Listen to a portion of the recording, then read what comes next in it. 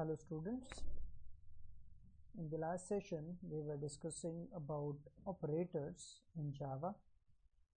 In that we have studied arithmetic operators, logical operators, assignment operators, increment and decrement operator and conditional operator.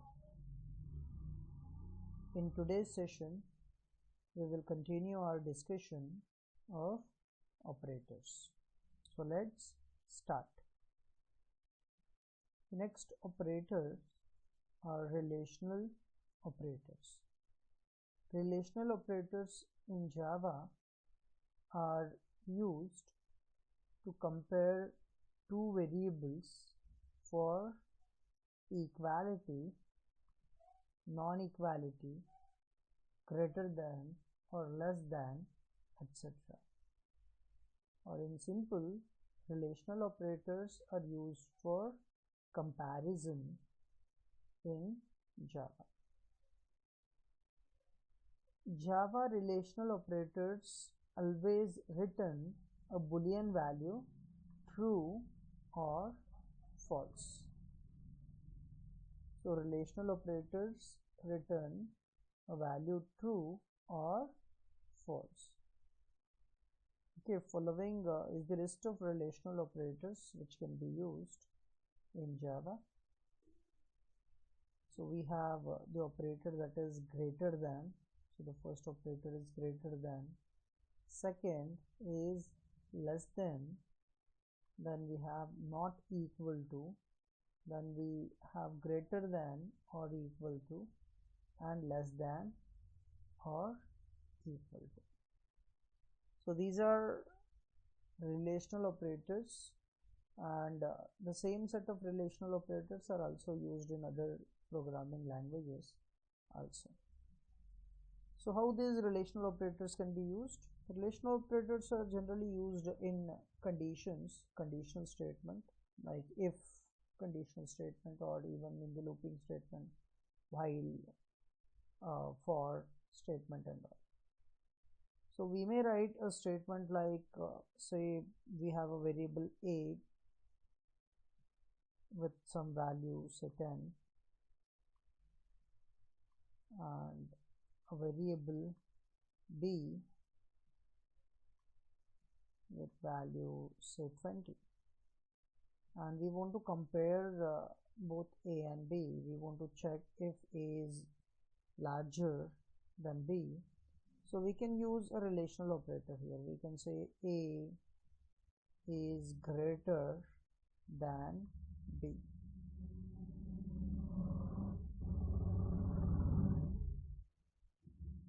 So we can write it like a is greater than b, and this statement will return a value. So looking at the value of 10, a and b, so this statement is 10 is greater than 20. In this case it will return false because a is not greater than b. So we may check it in a reverse way also. We may say a is less than b. In that case it will return the value that is true.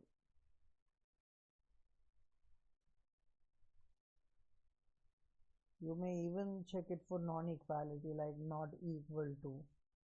In that case it may return true. Or we may use greater than or equals to, or less than or equals to as well. So these are some relational operators which can be used in Java. Next operators are bitwise operators. So Java has distinction of supporting some special operators known as bitwise operators for manipulation of data values at bit level. In this bitwise operators works at bit level, that is at binary level. Now which are the bitwise operators? So we have bitwise operators. So we have bitwise OR, we have bitwise AND, bitwise XOR, bitwise one's complement, then right shift, left shift, and right shift with 0 field. Most of these operators are also supported by other languages like C and all. Java has one more additional operator, you can say, that is right shift with 0 field. Okay, let us look at these operators one by one, how these operators actually work. So first we will look at the operator that is bitwise AND. Now bitwise AND operator produces 1 bit if both operands are 1. Otherwise it produces 0 in all other cases. For example, if we have a statement like, if we have a variable that is a with value say 42, and we have one more variable, say we have a variable b with a value say 15, and if we want to perform a bitwise AND operation on these two variables, we may say a, this is bitwise AND b, a bitwise AND b, so this is bitwise AND operator. This may result in value that is 10. So result of this bitwise ANDing operation on the values, that is a is equals to 42 and b is equals to 15, it is 10. Now how this operation is carried out by the computer? So internally how it calculates the bitwise AND operation. Let me show you this manually. As I've told you, bitwise operator always works on bit level. So whenever I say k is equals to 42 and b is equals to 15, these are decimal values. So these values are first converted into binary numbers, or it is converted into bits first. For example, when you convert 42 into binary, you may get a binary combination, that is 00 10 10 10. So this is the binary equivalent of decimal number 42. I hope you remember how to calculate binary equivalent of a decimal number. Then for decimal 15, the binary equivalent is 00 00 11 11. So these numbers are represented in 8 bits. Now first the numbers are converted into binary. Next, once the numbers are converted into binary, bitwise AND operation is performed. Now as per the AND truth table, when both the values are 1, the result is 1, otherwise the result is 0. Means both are high, the result is high, otherwise the result is low. For that, just look at this. We have 0 1, so 0 1 means the result is 0. As I've told you in bitwise AND, when both are 1, then only the result is 1, otherwise the result is 0. Then the second bit from the right, 1 and 1, both are having value 1, so the result is 1. Then the next bit, it is 0 and 1, so result is 0. Again we have 1 1, it is 1. For all the other bits, you can see there is 0 in the second number, so the result will be 0. So this is our result of bitwise AND operation on numbers 42 and 15. And when you convert this number into decimal, you will get a decimal number, that is 10. So this is how bitwise AND operation is performed by the computer internally. Okay, same way even bitwise OR operation can be carried out. Say take the same example, we have the values, that is a is equals to 42 and b is equals to 15, and we are performing an operation that is bitwise OR. So we may say a or b. So this is bitwise OR, and the result here it is 47. Now how this is calculated? In the same way, 42 is first converted into binary, and then 15 is converted into binary. So we have binary equivalent. Then bitwise OR operation is performed. As per the truth table of bitwise OR, when one of the operand, one of the bit is high, that is 1, the result is 1. So as per the truth table of bitwise OR, now this is the least significant bit. So if you check, this is 0 and we have 1. So 0, 1, it is 1 in bitwise OR. So either of the bit is 1, the result is 1. So then we have 1, 1. So 1, 1 is always 1. 0, 1, so it is 1. Again 1, 1, it is 1. Then we have 0, 0, which is equals to 0. Then we have 1, 0, that is 1. Then we have 0, 0 again, so that will be 0, 0. So this is the result of bitwise OR operation. Now when you convert this into decimal, you will get the number that is 47. So this is how bitwise OR operation is carried out. Okay, next it is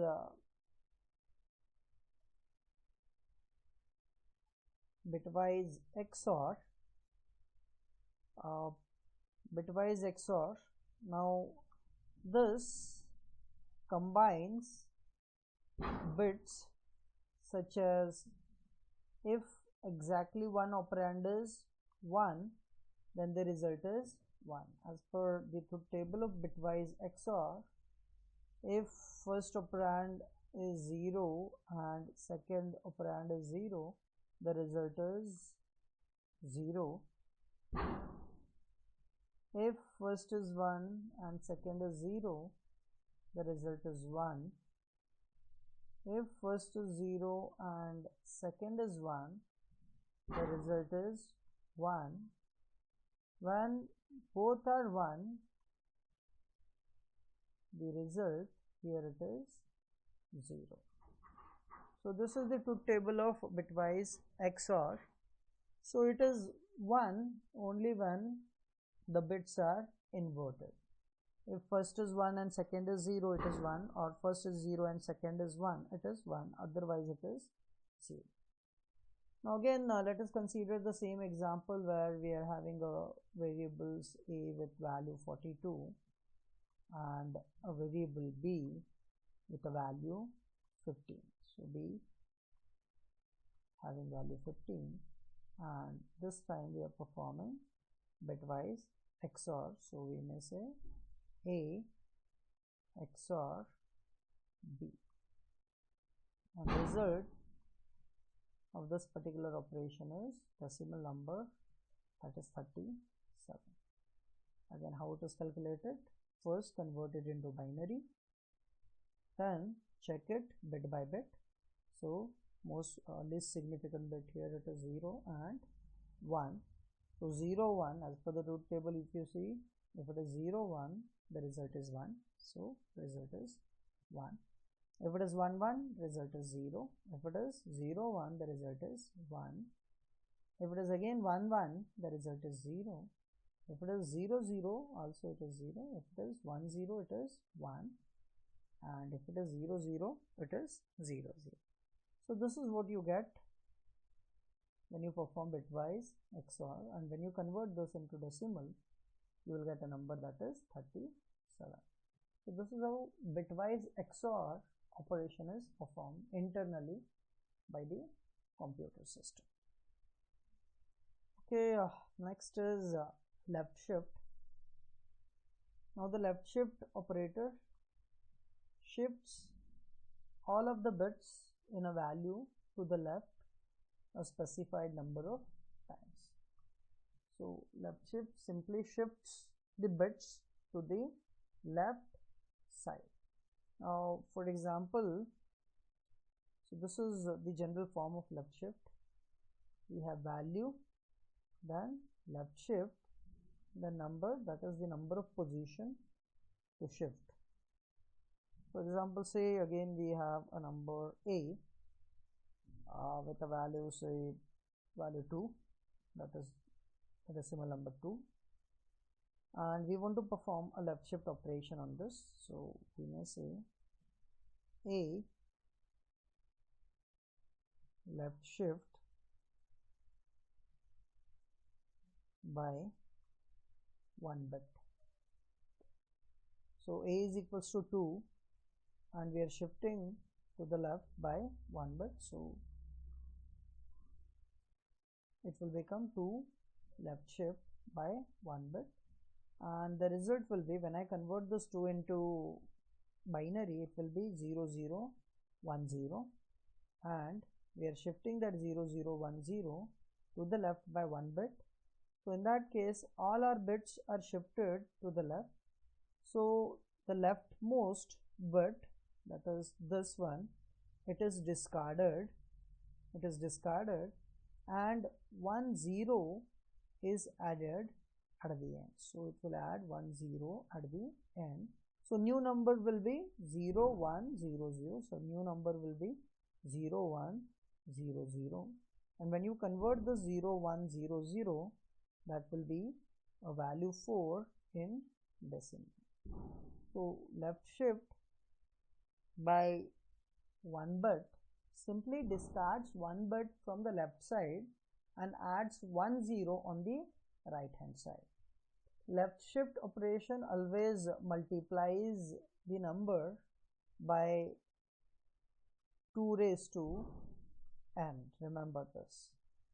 So in this case our number was 2 and this 2 is multiplied by 2 raised to n. So n is number of bits to shift. Here n is 1, consider. So we have shifted 1 bit. So n, here it is 1, that means it is 2 raised to 1. So that will become, again 2 raised to 1 it is 2. So that will become 2 into 2, that is 4.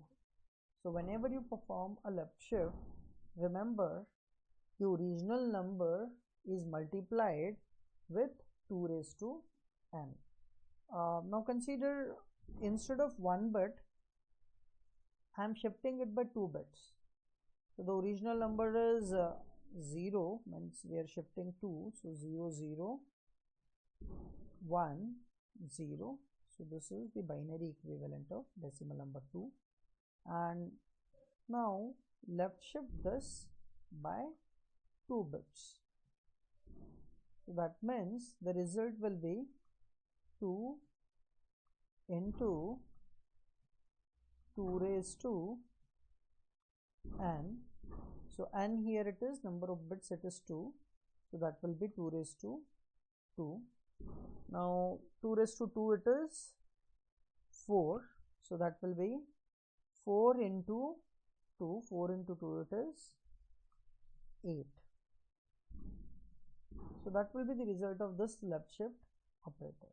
Now how this happens? We are shifting to the left by 2 bits, means 2 bits are discarded from the left hand side and 2 zeros are added on the right hand side. So 2 zeros are added. Now after adding 2 zeros, the new number will be 1 0 0 0. If you convert this into decimal, you will get the number that is decimal 8. Okay, this is how the left shift operation is carried out. Okay, next it is the right shift operation. the right shift operator shifts all of the bits in a value to the right a specified number of times. As we have seen left shift, in the similar way right shift operation works. Only the bits are not discarded from the left side, the bits are discarded from the right hand side and bits are added on the left hand side. Now look at this example.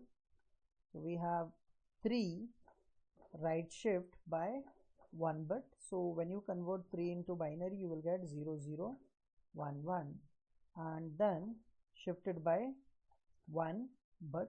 So as I've told you, shifting means simply discarding 1 bit.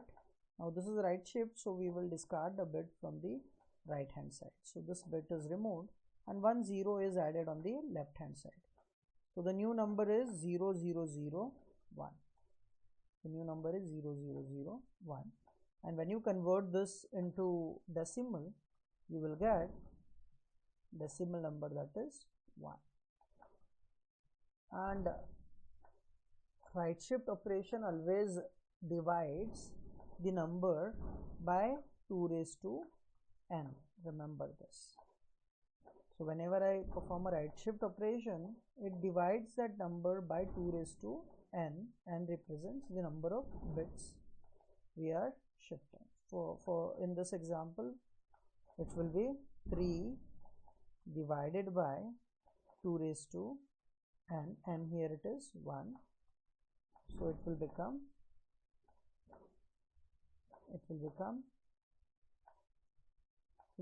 3 divided by 2. So 3 divided by 2, it is 2 ones are 2. Again, the fractional value is discarded, so the result of this is 1. So the point value is always discarded here, so no remainder is considered, so the result is 1. Okay, this is how right shift operation is carried out. Now this right shift operation we have carried on the positive number 3. The right shift operation can be carried on the negative numbers as well.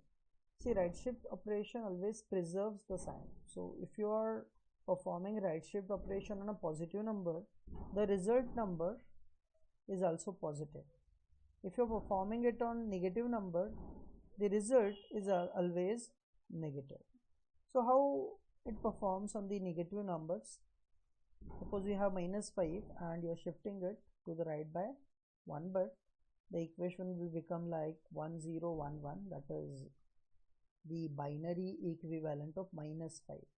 Again, negative numbers are always represented in 2's complement. Remember, negative numbers are always represented in 2's complement. Now I hope you know how to calculate 2's complement of a number. So this 5 in binary is 1 0 1 1, and when you shift it by 1 bit to the right, the new number will be, so 1 bit is removed from the right and we will be adding 1 to the left. Now this is important, we are adding 1 to the left, we are not adding 0 to the left. In case of positive numbers, we will be adding a 0 to the left, but in case of negative numbers, we have to add 1 to the left. So remember this, and the result of this right shift on a negative number is 1 1 0 1, and when you convert this into decimal, you will get -3. So this is how right shift operation on decimal number is carried. Right shift operation on negative numbers is carried out. Okay, Java has one more operator. Just look at this. This is right shift with 0 fill. So we have 3 greater than symbols here. So this operator is called as right shift with 0 fill. Now what is the difference between right shift and right shift with 0 fill? The difference is right shift operator always preserves the sign bit. That means when you perform it on the positive number, the result is positive, and when you perform it on negative numbers, the result is negative. But in case of right shift with 0 fill, the result is always positive. Whether you perform it on negative numbers or positive numbers, doesn't matter, the result is always positive. One example is given here. We have 1 1 1 1 1 1 1 1. It is equivalent to -1 in decimal, and we are performing a right shift with 0 field on that number. We are shifting the bit by 1 position. In that case, 1 bit is removed from the right and 1 0 is added to the left. So in case of right shift with 0 field, always a 0 is added to the left. In right shift with 0 field, 0 is added to the left. In right shift, simply right shift, based on the most significant bit, 0 or 1 is added. If most significant bit is 0, 0 is added. If most significant bit is 1, 1 is added. But in right shift with 0 field, always 0 is added to the left. So after that, we have the result, that is 0 1 1 1. If you convert that in decimal, it is positive 7. Remember, we have performed it on negative number, that is -1, then to the result is positive. As I have told you, in right shift with 0 field, the result is always positive. Okay, this is about the bitwise operators in Java. If you want detailed information about the bitwise operators, please visit this URL and watch the video on bitwise operators in Java to get detailed information about bitwise operators. The next operator, it is special operators in Java. Java also supports two special operators. These are instance of and the dot operator. So the instance of operator is an object reference operator and returns true if the object on the left hand side is an instance of the class given on the right hand side. Otherwise it returns false. So instance of operator returns boolean value true or false. Now this operator allows us to determine whether the object belongs to a particular class or not. One example is given here. We have person instance of student. So student is a class and person is an object of student. We are checking if person is an object of class student. If person is an object of class student, then this will return true, otherwise it will return false. Now how to create objects of a class and how to determine if an object belongs to a particular class, all the details about this we will study in the later sections. So for now, you just understand the instance of operator, it is used to check if an object belongs to a particular class. Then we have one more operator, that is dot operator. Dot operator, it is used to access instance variables, methods, class objects, etc. So one example is given here, person dot age. So we are accessing age which belongs to an object, that is person. Again we are accessing, in the second example, we are accessing a method, that is salary, belongs to a particular object. The object is person, so person dot salary. One more statement like we have used in our programs like system dot out dot println, if you remember. In that also we are accessing the dot object present in the class, that is system. Again that has a method reference, that is print method. So dot operator, it is used to access the instance variables and methods of class objects.